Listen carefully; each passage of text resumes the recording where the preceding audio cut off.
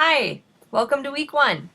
So in week one, you will be getting to know each other better, and you will also be getting to know how the course is oriented, structured, what kinds of things you need to do for it, that kind of thing. You'll be practicing with that so that you know how those things work as well. So to begin with, you need to watch this video, which is the week one introduction. And then after that, you have 4 different tasks this week. The first task is making sure that you know what the course expectations and guidelines are.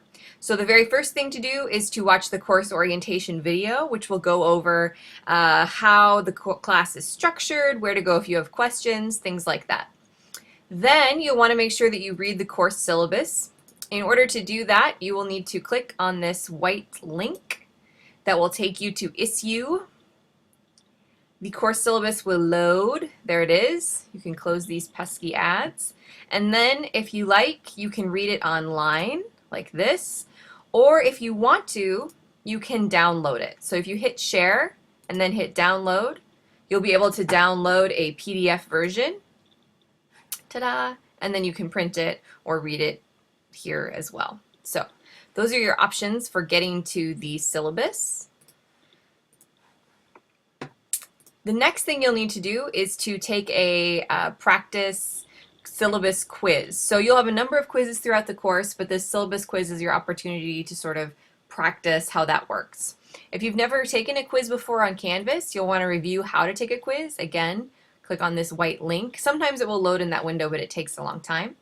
And there's a video here from Canvas explaining how to take a quiz. Then when you're ready to take the quiz, you can click on Complete the Syllabus Quiz. The quiz will load. You have 20 minutes to take this quiz. There's 10 questions, and the time is the attempts are unlimited. So what that means is that you can take the quiz as many times as you want. You can take it 100 times if you want, but whichever score you get that is the highest will be the one that is kept.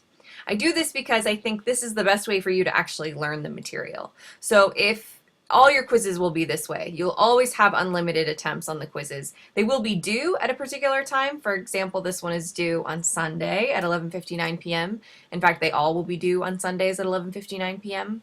But you can take them as many times as you want up until that point.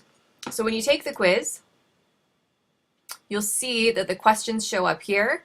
You can select your answer, move to the next one, and so on. However, if the time stresses you out, make sure that you hide it. You don't have to see it. I'm someone that gets stressed out by that, so make sure that you know that's an option. When you're finished, you can submit the quiz. Canvas will remind you that there are that you haven't answered some of the questions if you haven't. It will tell you what you scored on your most recent attempt. If you're not happy with that score, then you should take the quiz again. And like I said, you can take it as many times as you want, and the highest score will be the one that is kept. However, you will never see what the right answers are. You have to figure that out on your own. That's the point, right? So that's how the quizzes work. So you'll have your first one this week with the syllabus quiz. If we go back to the module, you will see that after you've completed task 1, you can move on to task 2. In task 2, you're going to practice how to participate in discussions in our course. So again, there is a Canvas video and help page to show you how that works if you have never done so before. Then I have some specific guidelines as to how I would like you to post to our course. This is here. So if you read the PI method, which is adapted from Laura Kingston and Kate Krieg at Seattle Central, this will give you directions as to how you are supposed to answer questions for the discussion board and reply to peers. This is very important. This process enables us to have very robust discussions and not just a lot of, oh yeah, I like that. Yeah, I like that too. This helps us actually talk about things. So please make sure you are using this method thoroughly in your responses and your replies. If you've got questions about this, ask me. After you have reviewed how you are supposed to post to a discussion board in the class, then I have an article I'd like you to read. This article talks about how online courses are supporting community college students.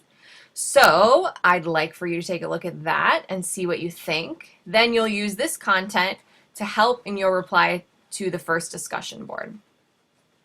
So the first discussion board is here. On this discussion board, you will answer the following questions using the PI method, and you need to make sure you make those posts by Thursday at 11:59 p.m. That is when the originating post is due. After that, you will need to make sure that you make at least 2 responses to peers by Sunday at 11:59 p.m. You can review how you will be graded here. When you're ready to make your originating post, you put it in here and you say post reply. When you have a reply to a classmate, you'll hit this button, reply, make your post, and hit post reply. If you are ever wanting to redo or delete what you've done, you can hit edit and edit it, or you can delete it. If you have questions about how discussion boards work or how the technology works, please again review that Canvas video or ask me with questions.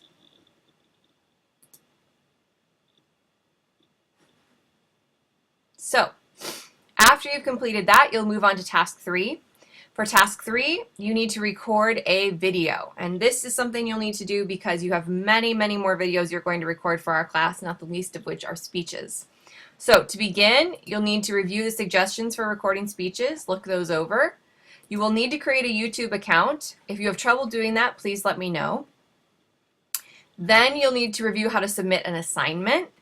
Again, this is a Canvas video that gives you some input. This happens to be from Pierce College.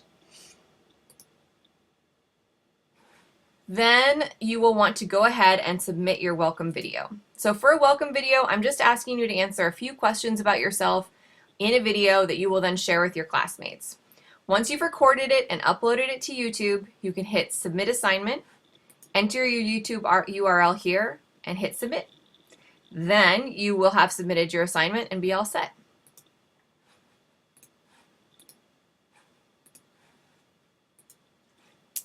Finally, the last thing that I'm asking you to work on this week is to practice your MLA citations. Both in discussion boards and in any written work you do for me, you will need to use MLA citations. So, if you are unsure as to why citations matter or what they are, you should review this article, Why Citations Matter. Then you should review the Seattle Central Library's MLA Style Guide. And then there are a couple activities here that help you to practice with citations. One is in text and one is works cited. They look like a quiz, they work like a quiz, but they actually go into your activities grade, not your quiz grades. So it will work exactly the same as the syllabus quiz, but it goes to a different place in your grade overall. So those are the 4 things you need to work on this week. As usual, please ask me if you have any questions, and I hope you have a great week. Thanks.